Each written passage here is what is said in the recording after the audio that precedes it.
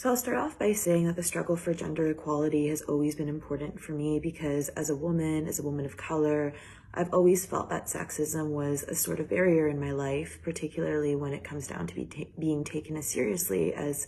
men do. In whatever I've pursued in the past, particularly if it's in leadership roles, including within social justice settings as well, I've always felt like I've had to push myself 10 times harder just to be taken as seriously as men do in my field. As a young woman in professional fields, I feel like we have a lot to prove to both ourselves and to others that we're,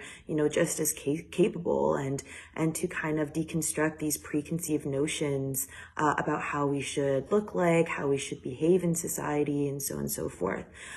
So for instance, particularly in leadership roles, in the back of my mind, I always worry, how I come across. So for instance, if I, come across as too soft, if I'm lenient, or, if I am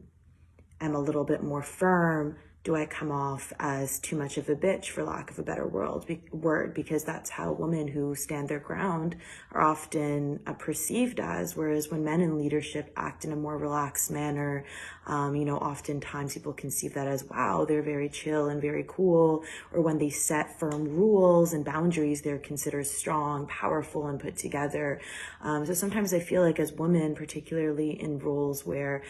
we are in positions of leadership, we can't win sometimes with how we behave because we're either seen as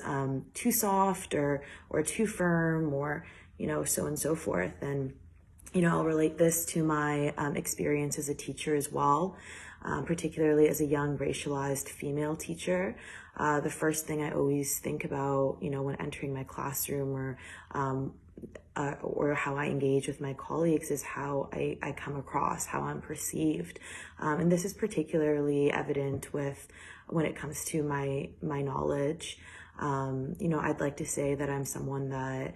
took a lot of my own time to educate myself in my subject field, yet I feel like with the combination of my age, race, and gender, it's made it quite harder for me to prove my intellect or my ability or my knowledge to many people, because I feel like the way society has envisioned what a teacher looks like and how they should act has historically not been somebody like me. And in lots of ways, I can come across as the antithesis to that. So I do feel like there's a lot of pressure to live up to this standard. And I do think that there is a gender dynamic and that this standard is gendered, because when we think about what a teacher should be like and what a teacher looks like, historically we've thought of, white men in a suit, looking very professional, and that's not me, but that doesn't mean that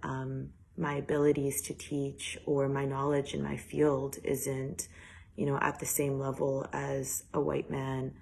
in my field, for instances. So